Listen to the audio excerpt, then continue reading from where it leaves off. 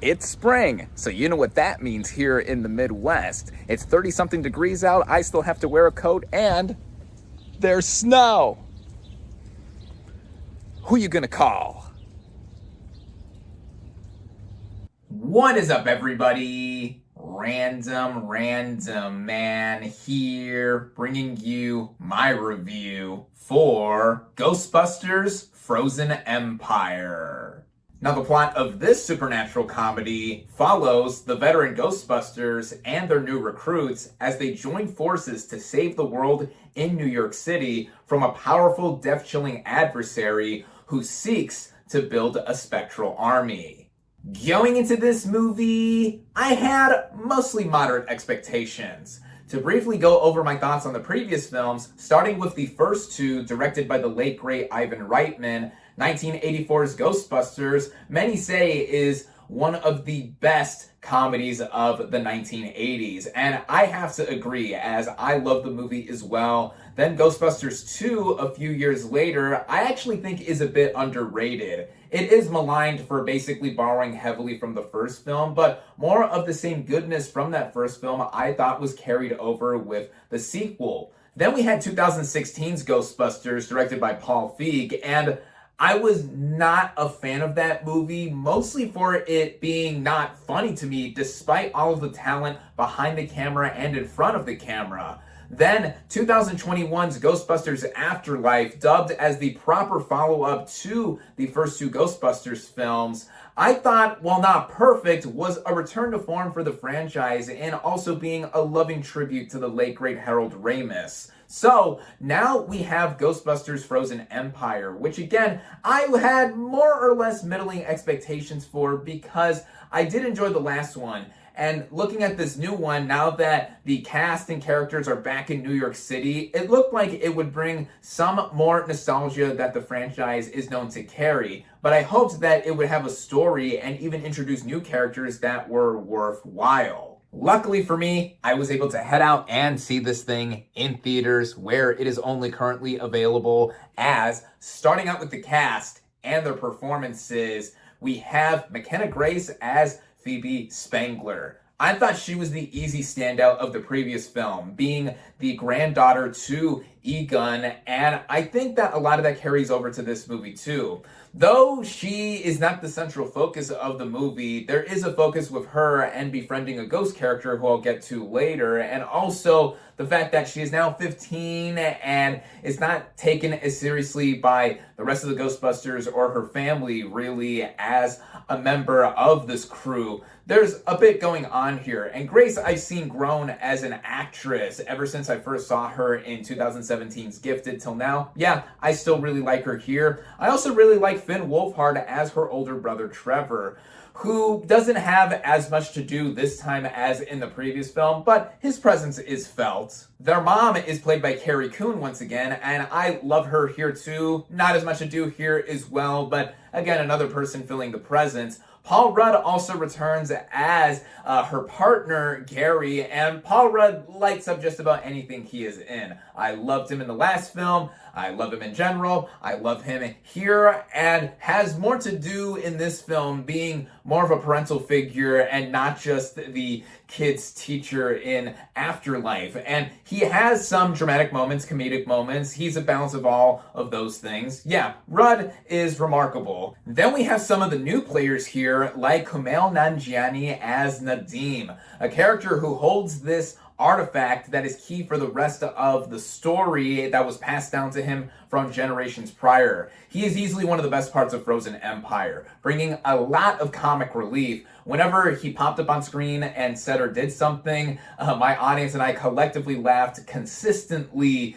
And with what he does here as well, being an outsider to all of this, while also being an implied fan of the Ghostbusters, I thought that was cool. Patton Oswalt also shows up here briefly for one sequence as a librarian to give some more exposition and connection with the story. And then we have a few other characters that return from the last film, like Logan Kim as Podcast, a friend to Phoebe's. There's also Celeste O'Connor coming back as Lucky, who was the love interest to Trevor in the last one, but now it looks like they're more so friends. And the movie takes place in the summer season, so it explains why they are not back in their hometown. They are interning in New York City with Ghostbusters related material. Another new player introduced that's worth noting is Emily Allen Lind as Melody, a ghost that Phoebe befriends after she basically becomes benched from being a Ghostbuster. And I like the friendship that these two struck up, even though it was basically short-stringed in connection with how the rest of the story goes on, mainly with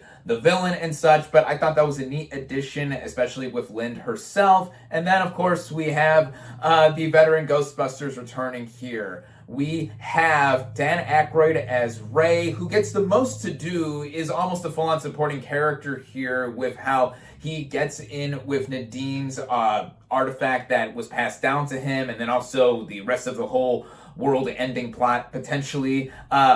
Ernie Hudson also returns as Winston. We have Annie Potts even coming back as Janine, suiting up even for the first time in this franchise. Bill Murray also shows up as Venkman, who is almost everyone's favorite Ghostbuster, I think, besides Egon. I mean, I don't know. I like all the Ghostbusters.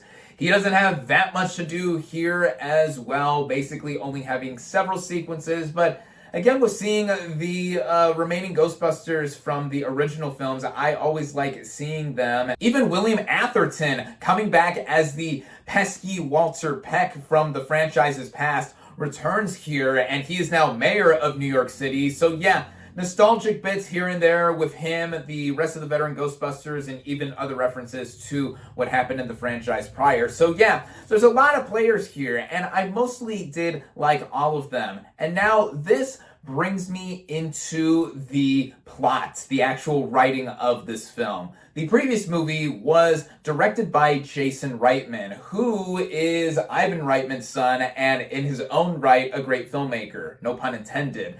And he does not return here to direct. Those directing duties were handed off to his co-writer Gil Kenan. Both Reitman and Kenan wrote this film, and its setup basically gives us another edge into the mythology of the Ghostbusters lore, with yet another paranormal or supernatural entity from the past coming into the present day. And of course, who are you going to call? The Ghostbusters and company, of course. And when we are introduced to this villain plot, it's briefly in the opening sequence, and then we're thrown back into the swing of things again. Now the characters are in New York City. The Spangler family is living in the Ghostbusters firehouse, and we ping pong back and forth between other characters with some more catching up to do until the main through line of the story is brought through with a lot of extra exposition. And that's one thing that does weigh the movie down in terms of how the narrative does flow. On top of all of the characters I have mentioned, this is quite a stacked cast. The movie takes a bit and does overly explain a lot of stuff in regards to the story, while also not giving that much information with the villain. I mean, the villain here, as Venkman himself describes, is tall, dark, and horny, but it doesn't feel like there is a big sense of urgency with the villain, other than seeing the powers that it displays, freezing people and the rest of New York City to death, and also, just with how the movie keeps going and explaining a lot while saying so little about this entity. I wasn't checking my phone for the time or anything, but it felt like it was over an hour into the movie and we were still getting new bits, and then we are thrust into close to the third act of the movie where the big set piece of the finale takes place, and that is where I think the movie falters in terms of how it does move along. Director Gil Kenan, I think, offsets it, though, by having a tone that is darker in comparison to the previous film, while not losing sight of the humor. As I said, there's a lot of comic relief jokes sprinkled in between all of that here. I thought it fit what the movie was going for, because Ghostbusters is not full-on horror per se. I mean, these films are meant for mostly all ages, I would say, despite a little language and other suggestive material. But hey, I mean, Ghostbusters is fun for everyone, and that is what this movie does offer in spurts. There is an earlier action sequence with the Spengler family in the Ecto-1 chasing after this one ghost and using some of the newer technology, like a ghost trap that is on an RC car or a ghost trap that is also on a drone. Other new tech that was spotlighted I thought was cool to see too. The production design and art direction for these films I think is pretty on point in seeing all of this sci-fi supernatural kind of stuff. The visual effects mostly looked good here. The music I thought was fine. Speaking of music, the Ghostbusters theme, of course, Oscar nominated from the first film, returns here. You can't have a Ghostbusters film without it. And the way it runs all together in terms of its running time, it's just under 2 hours in length, and with how I mentioned the narrative flowed inconsistently for the most part, I thought it was a bit too long, though I was never necessarily bored. But when it is all said and done, I think that Ghostbusters Frozen Empire is just okay. It being extra expository and more of the same by the time we get to the third act did loom over the movie, but I was willing to forgive those glaring issues, mostly because it is well-intentioned like the previous film in carrying the franchise's legacy. Comparing these two recent films that we got, I think Afterlife is the better movie, though Frozen Empire, as I said, is not by any means bad. But I can see the proton energy with this series running out, and with the veteran Ghostbusters, I think their time has been passed, with them now having to pass on the torch to the newer members if another movie or the franchise is continued in some sort of way, so that we can see this series go on and tell new stories. But for now, I think that fans, especially diehard fans of Ghostbusters, are gonna go out and see this if they have not already. If you're not really a big fan of Ghostbusters and you still want to go for the curiosity factor, I would say you should go and see this now, or if you don't mind, you can wait until later on to watch it at home. As it stands for me personally, I would cautiously recommend this film. My final verdict for Ghostbusters Frozen Empire is 3 out of 5 stars. Thank you all, as always, for watching. Be sure to like this video, comment on what you thought of Ghostbusters Frozen Empire, social media links in the description. Subscribe to my channel for more, and I'll catch you on the next movie review.